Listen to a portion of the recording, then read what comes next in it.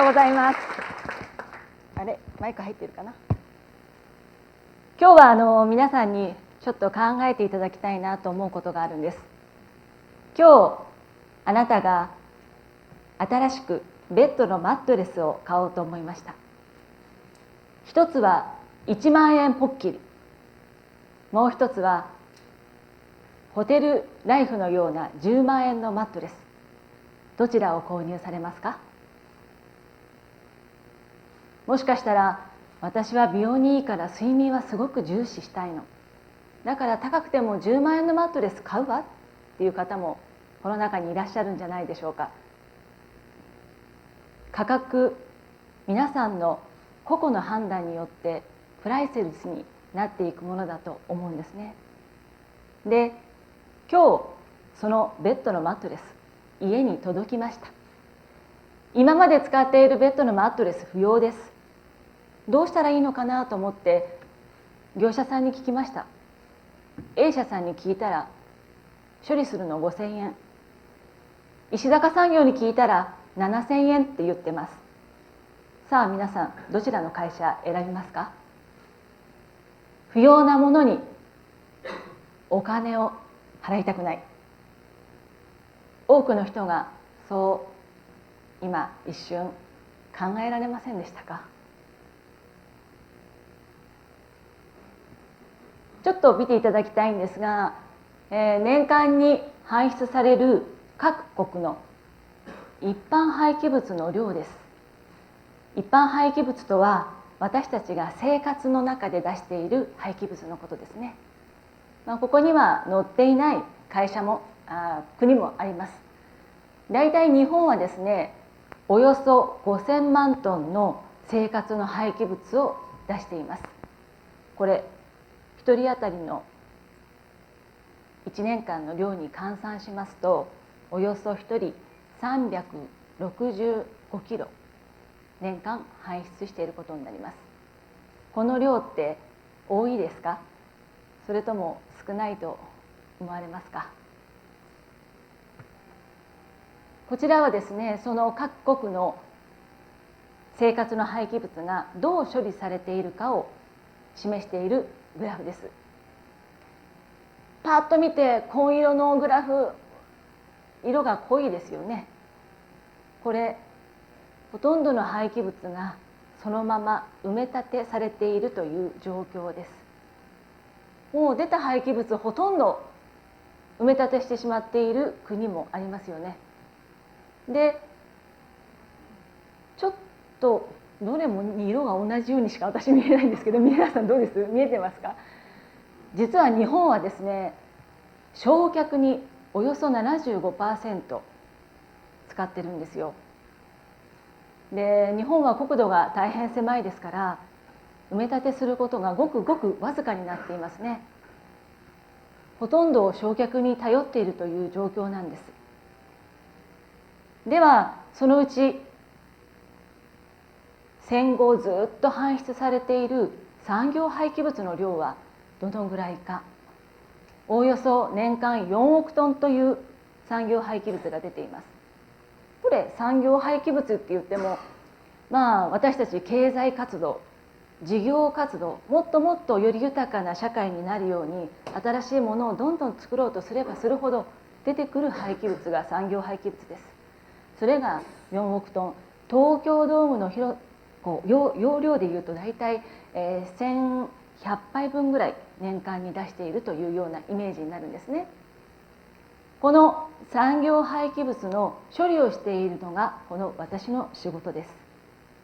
全国におよそ1万8000社程度のこういった産業廃棄物を受け入れする会社がございます。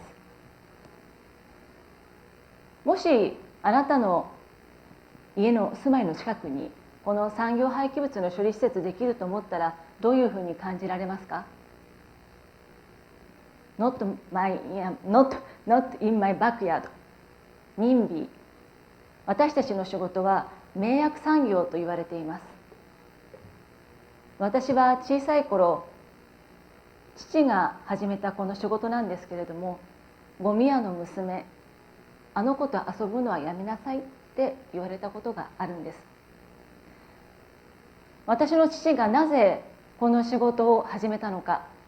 私は父に聞きました。父はこう教えてくれました。毎日毎日海に運ばれていく廃棄物を見て、まだまだ使えるものがたくさんあった。これから必ずリサイクルされる時代が来る。だからこの仕事を始めたんだというふうに教えてくれたんです。ところが1999年の時にダイオキシンの報道があったのを皆さんご存知でしょうか。このことによって私の会社は埼玉の所沢というところにあるんですけれども、地域の方たちから迷惑な会社だ、とにかく出て行ってくれ、不要な産業なんだよというようなことを多くの人たちから言われる結果になりました。せっかく父が世の中のために良かれと思って始めたこの仕事が、多くの人たちが不要な産業だと思っている。しかし皆さんに考えていただきたいんです。誰がこの廃棄物を出しているんですか。この廃棄物を一体誰がどこで片付ければいいんですか。これを考えていかなくてはならないのは、私たち一人一人の使命だということを決して忘れないでいただきたいなと思うんです。私はここで働く人たちの姿を見て、毎日毎日多量にたくさんのダンプで運ばれる廃棄物の中に手を入れて、いるものいらないもの一生懸命分けている彼らの姿を見て、これは日本の宝だというふうに私は思いました。そして父の仕事を初めて誇りに思うきっかけにもなったことです。では私たちこの産業廃棄物処理から一体何を新たに生み出されるのか。私の会社はおよそ東京ドーム 3.5 個分の面積あります。そのうちの2割が廃棄物の処理工場です。8割は里山保全活動をしています。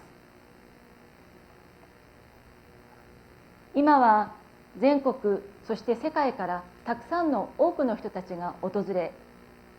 そして廃棄物の処理の今後の在り方、そして地域にこのような施設があったらどういうことが起きるのか、またこれから地球の環境をどうしていくことで保全していくことができるのか、多くの皆さんに考える機会を与えさせていただいています。